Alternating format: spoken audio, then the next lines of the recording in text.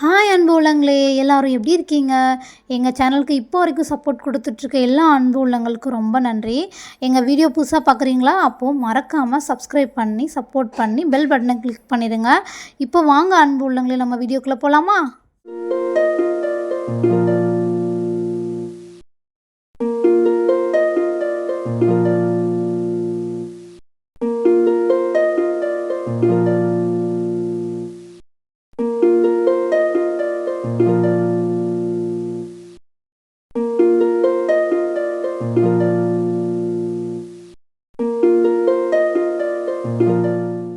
Hi அன்பு உள்ளங்களே, என்கிட்ட இருக்க கோல்டு கவரிங்கோட கலெக்ஷன்ஸ் செகண்ட் பார்ட்டு தான் இது.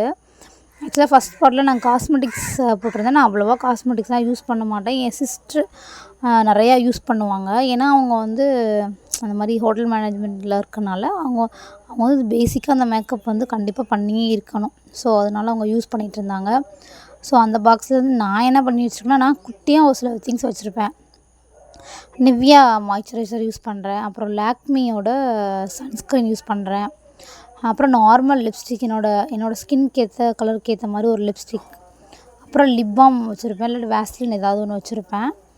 அப்புறம் ஐலைனர், மஸ்காரா, ஐப்ரோ பென்சில், அப்புறம் வந்து அதையே நான் வந்து கண்ணுக்கு மையாகவும் யூஸ் பண்ணிப்பேன். ஸோ இதை தான் நான் பேசிக்காக எப்போயுமே வச்சுருக்கிறது. ஸோ அதோடய ப்ராடக்டோட டீட்டெயில்ஸ் நான் யாராவது கேட்டிங்கன்னா நான் அதையும் வந்து உங்களுக்கு கமெண்டில் சொல்கிறேன். இதெல்லாம் வந்து 3-4 இயர்ஸாக நான் வந்து நாங்கள் எல்லாருமே சேர்த்து வாங்கி வச்சு வீட்லேயே இங்கேயே தான் இருக்கும், அம்மா வீட்லேயே. எனக்கு வேணும்னா மட்டும் அதை நான் எடுத்துகிட்டு போய்ப்பேன்.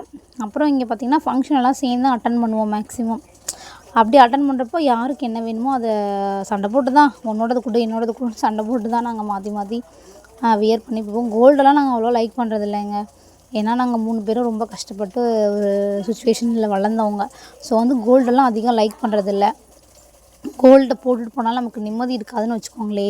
இவன் எடுத்துருவானா, அவன் பிடுங்கிடுவானா, ஆட்டோக்காரங்க எடுத்துருவாங்களா, பக்கத்தில் வர்றவங்க பிடுங்கிடுவாங்களா அப்படின்னு. அதாவது ஆட்டோக்காரன் சொன்னால் தப்பாக மீன் பண்ணி சொல்கிறேன். நம்ம எங்கேயாவது ட்ராவல் பண்ணுறப்ப கூட பஸ்ஸில் யாராவது எடுத்துருவாங்க. இப்படி நிறையா வந்து நம்மளோட மைண்டில் ஓடிக்கிட்டே இருக்கும், நிம்மதி இருக்காது. இந்த படத்தில் சொன்ன மாதிரி செப்பலை வாசலில் கழட்டிட்டு வந்து ஐயோ காஸ்ட்லியான செப்பலே யாராவது எடுத்துகிட்டு போயிடுவாங்களாம் பயம் இருக்குமே. அந்த மாதிரி அதை போட்டுட்டு போயிட்டு நமக்கு நிம்மதி இருக்காது. ஃபங்க்ஷன் கூட நல்லா செலிப்ரேட் பண்ண மாட்டோம், நல்லா நிம்மதியாக கூட சாப்பிட முடிய மாட்டோம்.